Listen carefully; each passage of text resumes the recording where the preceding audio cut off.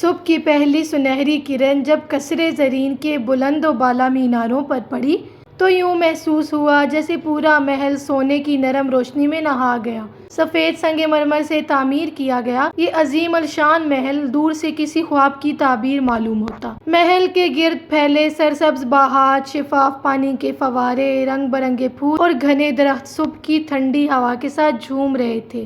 ہر صبح پرندوں کی خوشگوار چہچہاہٹ گونج رہی تھی، جبکہ شاہی خادم سالانہ جشن بہار کی تیاریوں میں مصروف تھے۔ کہیں خوشبودار پھولوں کی مالائیں سجائی جا رہی تھیں، کہیں قیمتی ریشمی پردے آویزاں کیے جا رہے تھے اور شاہی باورچی خانے سے تازہ روٹی، شہد، خشک میووں اور خوشبودار قہوے کی مہک پورے محل میں پھیل چکی۔ آج قصر زرین میں ایک خاص خوشی کا دن تھا، کیونکہ شہزادی آئرہ اپنی 19ویں سالگرہ منا رہی تھیں، لیکن اس خوشی کے ساتھ ہر سال ایک خاموش اداسی بھی جنم لیتی تھی۔ محل کے شمالی حصے میں سفید سنگ مرمر کی ایک قدیم نشست برسوں سے ویسے ہی رکھی تھی۔ اس پر نہ کبھی کسی نے بیٹھنے کی جرأت کی اور نہ ہی کسی کو اسے ہٹانے کی اجازت تھی۔ وہ نشست اس شہزادی کی یاد میں تھی جو 15 سال پہلے پراسرار حالات میں محل سے لاپتہ ہو گئی تھی۔ اس کا نام الینا تھا۔ وقت کے ساتھ بہت کچھ بدل گیا تھا، مگر محل کی دیواروں میں اس کی یاد آج بھی زندہ تھی۔ ہر سال اس کی گمشدگی کا دن اور آئرہ کی سالگرہ ایک ساتھ آتے تو پورے شاہی خاندان کی خوشیوں پر اداسی کا سایہ چھا جاتا۔ سب نے وقت کے ساتھ امید چھوڑ دی، مگر آئرہ کا دل آج بھی یہی کہتا تھا کہ اس کی جڑواں بہن زندہ ہے اور ایک نہ ایک دن ضرور واپس آئے گی۔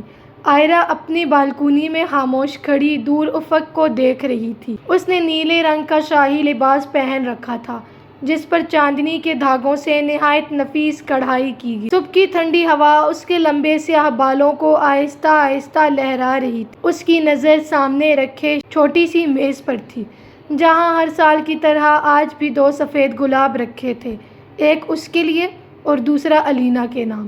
اس نے دوسرے گلاب کو بڑی محبت سے اٹھایا، آنکھیں بند کیں اور دھیمی آواز میں بولی، سالگرہ مبارک ہو الینا، جہاں بھی ہو اللہ تمہیں اپنی حفاظت میں رکھے۔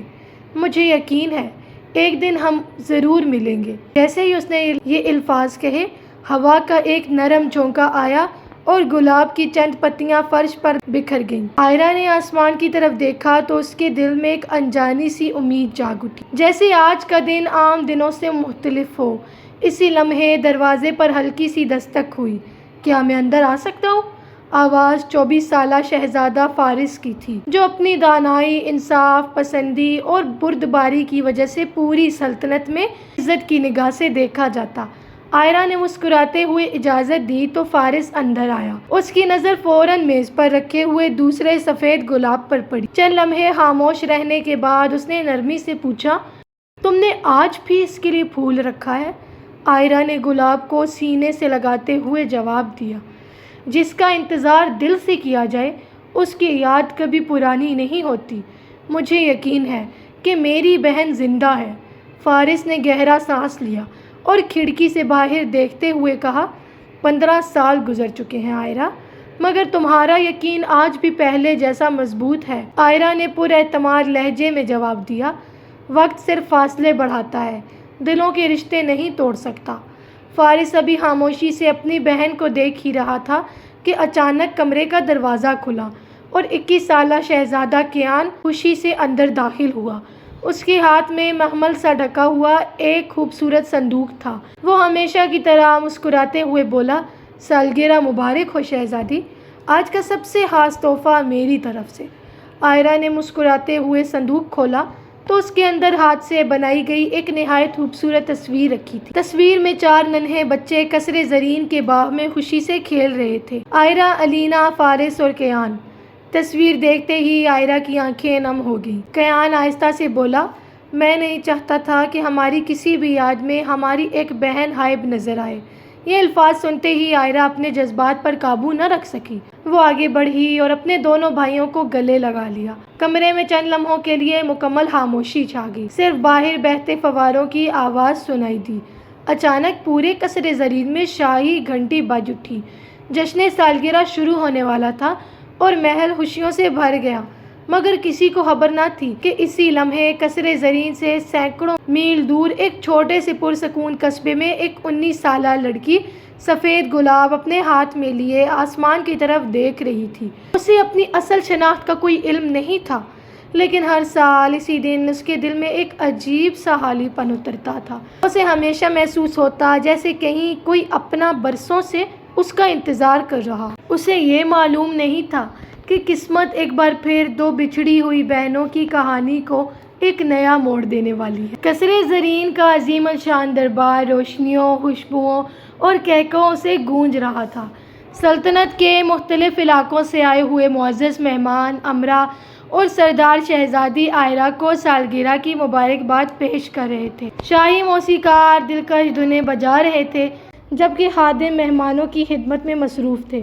ہر طرف خوشیوں کا سماں تھا، لیکن اس تمام رونق کے باوجود آئرہ کے چہرے پر مکمل خوشی دکھائی نہ دے رہی تھی۔ وہ بار بار دربار کے دروازے اور پھر شمالی بالکونی کی طرف دیکھتی، جیسے اس کا دل کسی ایسے شخص کا انتظار کر رہا ہو جو برسوں سے اس سے دور تھا۔ فارس نے یہ بے چینی محسوس کی، مگر کچھ نہ کہا۔ وہ جانتا تھا کہ آج کا دن آئرہ کے لیے صرف سالگرہ نہیں بلکہ اپنی گمشدہ بہن کی یاد کا دن بھی تھا۔ تقریب اپنے اختتام کے قریب تھی کہ اچانک محل کے مرکزی دروازے پر ہلچل مچ گئی۔ دربان تیزی سے اندر آیا اور جھک کر بولا، بادشاہ سلامت، ایک بزرگ مسافر آپ سے فوری ملاقات کی اجازت چاہتا ہے۔ وہ کہتا ہے کہ اس کے پاس 15 برس پرانا ایسا راز ہے جو شاہی خاندان کی تقدیر بدل سکتا ہے۔ دربار میں خاموشی چھا گئی۔ بادشاہ نے ایک لمحہ سوچا اور پھر حکم دیا، اسے پورے احترام کے ساتھ اندر لایا جائے۔ چند لمحوں بعد تقریباً 75 سال کا ایک ضعیف شخص آہستہ آہستہ چلتا ہوا دربار میں داخل ہوا۔ اس کے چہرے پر سفر کی تھکن صاف دکھائی دے رہی تھی، مگر اس کی آنکھوں میں سچائی کی عجیب سی چمک تھی۔ اس نے ادب سے سلام کیا اور اپنے ہاتھ میں پکڑا ہوا پرانا چمڑے کا تھیلا بادشاہ کے سامنے رکھا۔ بادشاہ نے نرم لہجے میں کہا، تم کون ہو اور کیا کہنا چاہتے ہو؟ بزرگ نے گہرا سانس لیا اور بولا، میرا نام بابا عثمان ہے۔ برسوں پہلے میں شاہی باغات کی دیکھ بھال کیا کرتا تھا۔ میں نے اپنی آنکھوں سے وہ دن دیکھا تھا جب جشن بہار کے دوران ایک ننھی شہزادی اپنے خاندان سے بچھڑ گئی۔ میں برسوں تک خاموش رہا کیونکہ میرے پاس کوئی ثبوت نہیں تھا، لیکن اب میرے پاس ایک ایسی نشانی ہے جسے مزید چھپانا گناہ ہوگا۔ یہ کہتے ہوئے اس نے تھیلے سے ایک پرانی تصویر نکالی۔ تصویر کے کنارے وقت کے ساتھ زرد پڑ چکے تھے، مگر اس میں دو ننھی جڑواں بچیاں ایک جیسے لباس پہنے باغ میں کھیل رہی تھیں۔ ایک کے ہاتھ میں سفید گلاب تھا، جبکہ دوسری کے بالوں میں سفید ربن بندھا تھا۔ تصویر دیکھتے ہی ملکہ کی آنکھوں سے آنسو بہنے لگے۔ انہوں نے کپکپاتی آواز میں کہا، یہ تو ہماری دونوں بیٹیاں ہیں۔ آئرہ حیرت سے تصویر کو دیکھتی رہ گئی۔ اس نے بے اختیار پوچھا، بابا عثمان، یہ تصویر آپ کے پاس کیسے آئی؟ بابا عثمان نے آہستہ آہستہ پوری بات بیان کرنا شروع کی۔ اس دن اچانک تیز آندھی اور بارش نے جشن کو تہس نہس کر دیا۔ ہر طرف بھگدڑ مچ گئی۔ میں نے ایک چھوٹی سی بچی کو تنہا روتے دیکھا۔ میں اس کی طرف بڑھ رہا تھا کہ ایک نیک دل عورت نے اسے اپنی چادر میں لپیٹا اور بارش سے بچاتے ہوئے اپنے ساتھ لے گئی۔ مجھے یقین تھا کہ وہ اسے واپس محل پہنچا دے گی، لیکن اگلے دن معلوم ہوا کہ وہ شہر چھوڑ چکی ہے۔ میں نے برسوں اس عورت کو تلاش کیا اور چند ہفتے پہلے مجھے اس کے بارے میں ایک اہم خبر ملی ہے۔ فارس فوراً آگے بڑھا اور بے چینی سے پوچھا، وہ عورت کون تھی؟ کیا وہ اب بھی زندہ ہے؟ بابا عثمان نے جواب دیا، اس کا نام مریم تھا، وہ اب بھی زندہ ہے اور گلستان نامی قصبے میں رہتی ہے۔ یہ نام سنتے ہی محل کی بزرگ دایا سلمہ چونک اٹھی۔ کیا وہی مریم جو برسوں پہلے شاہی شفا خانے میں خدمت کیا کرتی تھی؟ بابا عثمان نے اس بات میں سر ہلایا۔ دایا سلمہ کی آنکھوں میں امید کی چمک آ گئی۔ اگر وہی مریم ہے تو مجھے یقین ہے کہ شہزادی ایک نیک اور رحم دل عورت کے پاس پلی بڑھی ہے۔ بادشاہ نے مضبوط لہجے میں کہا، ہم مزید انتظار نہیں کریں گے۔ کل صبح سورج نکلتے ہی ہم گلستان روانہ ہوں گے۔ اگر ہماری بیٹی زندہ ہے تو ہم اسے ہر حال میں واپس لائیں گے۔ ادھر گلستان کے پرسکون قصبے میں 19 سالہ الینا اپنے چھوٹے سے باغ میں سفید گلابوں کو پانی دے رہی تھی۔ اس نے سادہ آسمانی رنگ کا لباس پہن رکھا تھا اور اس کے بال ایک سفید ربن سے بندھے تھے۔ باغ میں کھلے ہر پھول سے اسے خاص لگاؤ تھا۔ وہ بچوں کو مفت پڑھاتی تھی اور حالی وقت میں نئے پودے لگاتی تھی۔ اسی دوران خالہ مریم نے اسے آواز دی، بیٹی ناشتہ ٹھنڈا ہو رہا ہے۔ علینا مسکراتے ہوئے اندر آئی۔ خالہ مریم نے دیکھا کہ اس نے آج بھی سفید گلابوں کا ایک خوبصورت گلدستہ تیار کیا ہے۔ انہوں نے مسکرا کر پوچھا، تمہیں سفید گلاب ہی اتنے کیوں پسند ہیں؟ علینا چند لمحے خاموش رہی، پھر دھیرے سے بولی، مجھے نہیں معلوم، لیکن جب بھی میں سفید گلاب دیکھتی ہوں تو ایسا لگتا ہے جیسے ان کا تعلق میری کسی بھولی ہوئی یاد سے ہے۔ خالہ مریم نے نظریں جھکا لیں۔ ان کے دل میں چھپا راز پہلے سے کئی زیادہ بوجھل ہو چکا تھا۔ رات کو جب علینا سو گئی تو خالہ مریم نے اپنی پرانی الماری کھولی، ایک ریشمی تھیلی نکالی اور اس میں رکھا آدھا سنہری لاکٹ ہاتھ میں لے کر آہستہ سے بولی، شاید اب سچ بتانے کا وقت آ پہنچا ہے۔ اگلی صبح سورج کی پہلی کرن نمودار ہونے سے پہلے ہی قصر زرین کے مرکزی دروازے پر شاہی قافلے روانگی کے لیے تیار کھڑا تھا۔ بہترین نسل کے گھوڑوں کو سنہری زینوں سے آراستہ کیا گیا تھا اور محافظ مکمل ہتھیاروں کے ساتھ اپنی اپنی جگہ سنبھالے تھے۔ محل کے باغ میں کھلے سفید گلابوں پر شبنم کے قطرے موتیوں کی طرح چمک رہے تھے۔ روانگی سے پہلے عائرہ ایک بار پھر شمالی بالکونی میں گئی۔ اس نے خاموشی سے سفید سنگ مرمر کی اس نشست کے قریب جا کر ایک تازہ سفید گلاب رکھا اور دھیرے سے بولی، اگر میری دعا آج قبول ہونے والی ہے تو میں وعدہ کرتی ہوں کہ اس کرسی کو دوبارہ کبھی تنہا نہیں رہنے دوں گی۔ اس کی آنکھوں میں امید بھی تھی اور خوف بھی۔ وہ جانتی تھی کہ آج کا سفر یا تو اس کی برسوں کی دعاؤں کا جواب بنے گا یا ہمیشہ کے لیے اس کی آخری امید بھی چھین لے گا۔ چند ہی لمحوں بعد شاہی قافلہ گلستان کی طرف روانہ ہو گیا۔ راستہ بے حد دلکش تھا۔ بلند پہاڑ، بہتے جھرنے، سرسبز میدان اور رنگ برنگے جنگلی پھول قدرت کی خوبصورتی کو چار چاند لگا رہے تھے، لیکن عائرہ کی نظریں ان مناظر پر نہیں تھیں۔ اس کا دل مسلسل ایک ہی سوال میں الجھا تھا۔ کچھ دیر بعد اس نے خاموشی توڑتے ہوئے اپنے والد سے کہا، ابا جان، اگر وہ مجھے پہچان ہی نہ سکی تو؟ اگر اس نے ہمیں اپنا خاندان ماننے سے انکار کر دیا تو؟ بادشاہ نے مسکراتے ہوئے اس کے کندھے پر ہاتھ رکھا اور بولے، بیٹی، خون کے رشتوں کو تعارف کی ضرورت نہیں ہوتی۔ بعض اوقات دل وہ پہچان لیتا ہے جسے عقل برسوں میں بھی نہیں سمجھ پاتی۔ اگر وہ واقعی تمہاری بہن ہے تو اس کا دل بھی ضرور آج کسی انجانی بے چینی میں مبتلا ہوگا۔ بادشاہ کی بات نے عائرہ کے دل کو کچھ حوصلہ دیا، مگر اس کی بے چینی اب بھی کم نہ ہوئی۔ دوسری طرف گلستان میں صبح ہمیشہ کی طرح پرسکون تھی۔ علینا اپنے باغ میں بچوں کے ساتھ نئے پودے لگا رہی تھی۔ وہ ہر بچے کو محبت سے سمجھاتی، پودے صرف پانی سے نہیں بلکہ محبت سے بھی بڑھتے ہیں۔ اگر تم ان کا خیال رکھو گے تو یہ بھی تمہیں خوشیاں دیں گے۔ بچے اس کی باتیں بڑے غور سے سنتے تھے، کیونکہ پورے قصبے میں علینا اپنی نرمی، اچھے اخلاق اور مددگار طبیعت کی وجہ سے سب کی پسندیدہ تھی۔ اسی دوران ایک ننھی بچی دوڑتی ہوئی آئی اور اس نے سفید جنگلی پھولوں کا ایک چھوٹا سا گلدستہ علینا کے ہاتھ میں دیتے ہوئے کہا، یہ آپ کے لیے ہے، آج آپ کی سالگرہ ہے نا؟ علینا مسکرا تو دی، مگر اگلے ہی لمحے اس کے چہرے پر اداسی چھا گئی۔ وہ آسمان کی طرف دیکھتے ہوئے سوچنے لگی، آخر ہر سال اسی دن میرے دل میں یہ خالی پن کیوں اترتا ہے؟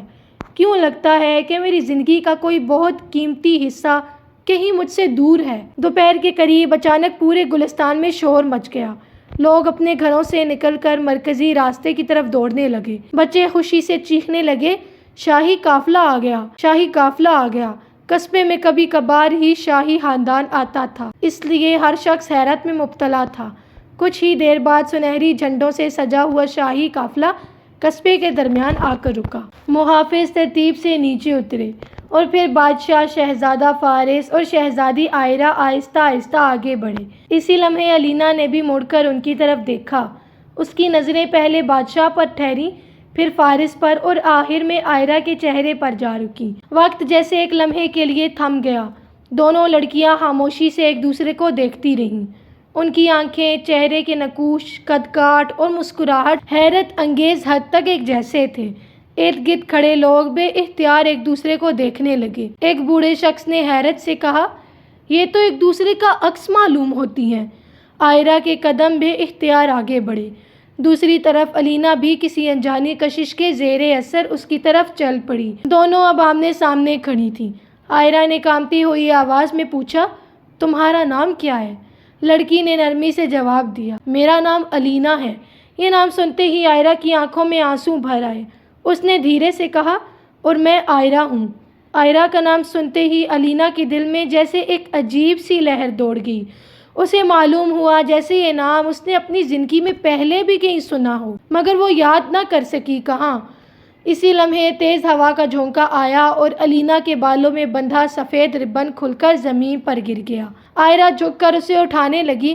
جیسے ہی اس کی نظر ربن پر پڑی، وہ حیرت سے ساکت رہ گئی۔ وہ ربن بالکل ویسا تھا جیسے اس کی بچپن کی تصویروں میں اس کی جڑواں بہن کے بالوں میں بندھا نظر آتا۔ دایا سلمیٰ نے ربن دیکھتے ہی بے اختیار کہا، یہ وہی ربن ہے، یہی ڈیزائن ملکہ نے اپنی دونوں بیٹیوں کے لیے خاص طور پر تیار کروایا تھا۔ اتنے میں سب کی نظریں خالہ مریم کی طرف اٹھ گئیں، جو دروازے پر خاموش کھڑی تھیں۔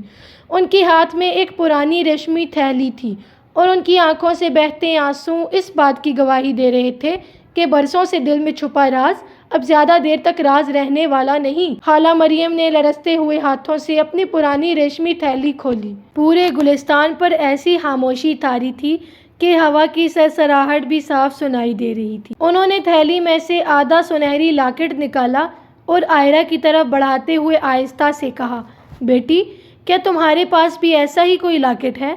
آئرہ چند لمحوں کے لیے حیرت میں کھڑی رہی، پھر فوراً اپنی گردن میں موجود ایک باریک زنجیر اتاری۔ اس میں بھی بالکل ویسا ہی آدھا لاکٹ لٹک رہا تھا۔ جیسے ہی دونوں ٹکڑوں کو ایک دوسرے کے قریب لایا گیا، وہ بغیر کسی رکاوٹ کے جڑ گئے اور ایک مکمل دل کی شکل اختیار کر گئے۔ یہ منظر دیکھ کر وہاں موجود ہر شخص دم بخود رہ گیا۔ الینا کی آنکھیں حیرت سے پھیل گئیں۔ اس نے کانپتی ہوئی آواز میں پوچھا، یہ آخر اس کا مطلب کیا ہے؟ میں کون ہوں؟ خالہ مریم کی آنکھوں سے آنسو بہنے لگے۔ انہوں نے گہرا سانس لیا اور کہا، بیٹی، تم اور آئرہ جڑواں بہنیں ہو۔ قسمت نے تم دونوں کو 15 سال پہلے ایک دوسرے سے جدا کر دیا تھا۔ یہ الفاظ سنتے ہی الینا کے قدم لڑکھڑا گئے۔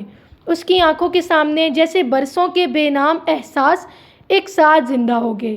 وہ کبھی آئرہ کو دیکھتی، کبھی بادشاہ کو اور کبھی خالہ مریم کو۔ اس کی آواز بھرا گئی، اگر یہ سب سچ ہے تو پھر آپ نے مجھے کبھی بتایا کیوں نہیں؟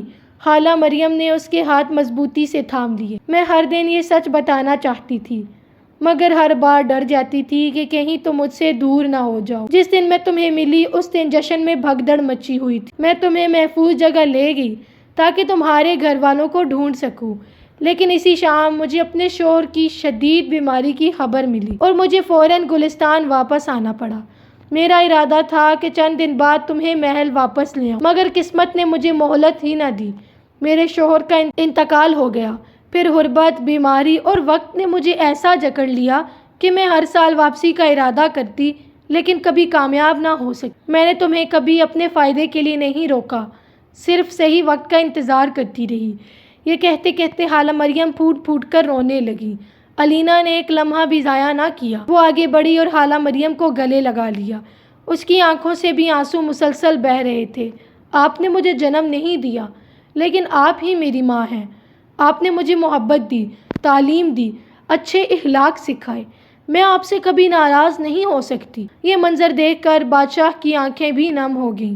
وہ خالہ مریم کے قریب آئے اور احترام سے اپنا سر جھکا کر بولے، آپ نے ہماری بیٹی کو زندگی دی۔ اگر آج وہ اتنی با اخلاق اور نرم دل ہے تو اس میں آپ کی تربیت کا سب سے بڑا حصہ ہے۔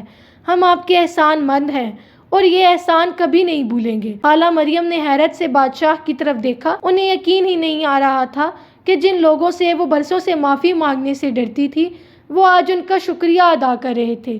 اسی لمحے آئرہ آہستہ آہستہ الینا کے قریب آئی۔ دونوں کی آنکھوں سے آنسو بہہ رہے تھے، مگر اس بار یہ آنسو جدائی کے نہیں بلکہ برسوں بعد ملنے کی خوشی کے تھے۔ آئرہ نے کانپتی ہوئی آواز میں کہا، میں ہر سال اپنی سالگرہ پر تمہارے لیے ایک سفید گلاب رکھتی تھی۔ سب کہتے تھے کہ وقت گزر گیا ہے، مگر میں نے کبھی یقین نہیں چھوڑا کہ تم ایک دن ضرور واپس آؤ گی۔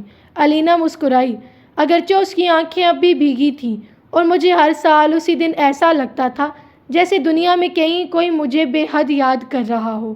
آج سمجھ آیا کہ وہ احساس کیوں تھا۔ اگلے ہی لمحے دونوں بہنیں ایک دوسرے سے لپٹ گئیں۔